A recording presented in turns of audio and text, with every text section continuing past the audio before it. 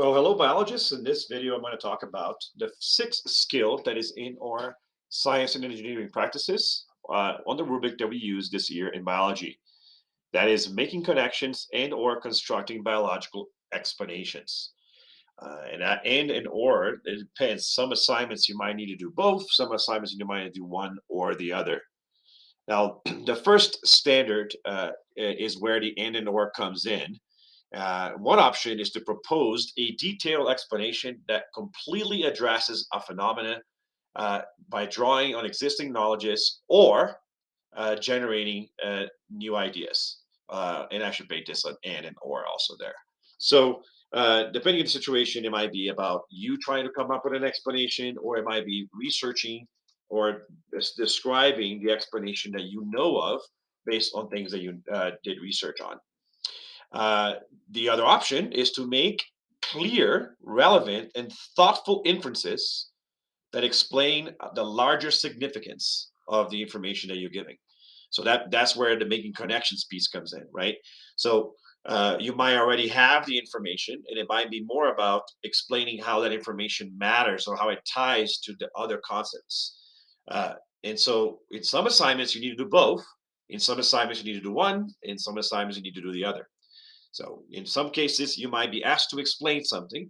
In some cases, you might ask to explain something and say how it's connected to something else. And in some cases, you're not asked to explain; you're just asked to connect it to something else. But if you can make thoughtful connections or in detailed explanations that explain the biological concept, that's what it's about. So this is the one that where you're like acting like a teacher and you're telling somebody else what you know and you're communicating that biological information to somebody else. And the key thing to do this well is that you must use relevant and adequate amounts of evidence so that you can explain that well enough that others can understand. So that means you need to pull evidence from sources, either data or research on scientific knowledge, so that you can explain what you know to somebody else based on something that you can back up. So constructing explanations or making connections requires you to be able to back up what you're saying with data, with sources, with evidence. And if you're trying to make connections to a bigger idea, you need to do that with multiple examples, right? So when you're making connections, right, it's connections plural. So you need to give examples of how those things are connected. Now, when relevant, you need to also identify how limited your inferences or connections can be based on the gaps that you may have for your knowledge. So in other words, if you just do a good job explaining, that's great. But if you on top of that also say, well, I can't do more than this because I don't have because of these limitations, right?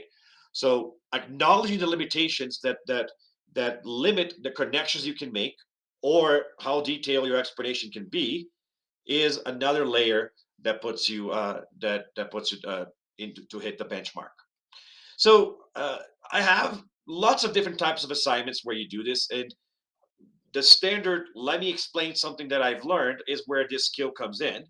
But there, for example, let's say you're writing a scientific piece where you are explaining a topic, right? And I have this scientific writing organizer to guide you through that. You're going to have to introduce the topic, right, in a way that is interesting to other people. You state what the question is, and then you make your answer, right? You present your thesis, and then you write an informational paragraph when you give a piece of information or a piece of data or a source, and you explain why what that information is actually saying. You develop that information. You give details, extended definitions, quotations, examples to actually connect that to other topics or to explain that detail further. Then you do that again and again and again so that you can continue exploring the topic. So every time that you introduce a concept or information to the reader, you have to develop that concept with further definitions, quotations, examples, connections. Then you explain another piece of the concept, right? So I think of each of these paragraphs um, as there's a bullet, there's a main point that I'm trying to drive across, and then there's this sub bullets which are sub aspects of the topic that I need to be able to explain. So, say for example, I'm trying to explain how the oil company hurts the environment, right? So my I might introduce the topic in an interesting way and say, like feeling hot right now. Well, maybe the what your behavior at the pump is directly related to that. That catches someone's attention. What's that about? And then you can say the prompts like, okay, have you ever thought about how the oil and meat industries contribute to global warming? Well, and then you give a claim. You give an example. So let's say, for example, you're sticking with the oil companies, and you can say uh, oil production of greenhouse gases during the extraction, transportation, and burning of fossil fuels for production of energy uh, causes an increase in the greenhouse effect, which is directly related to or at least a main factor causing climate change in the world today, right? And then you're going to have subtopics explaining that. So the first subtopic might be about how the oil extraction contributes to that. The other topic might be about the transportation of oil. The other topic might be about the processing or refining of oil. And then the other topic might be about the burning of fossil fuels. And in each of those subtopics, you get further details, examples, and connections so that you can show that you've learned the material, right?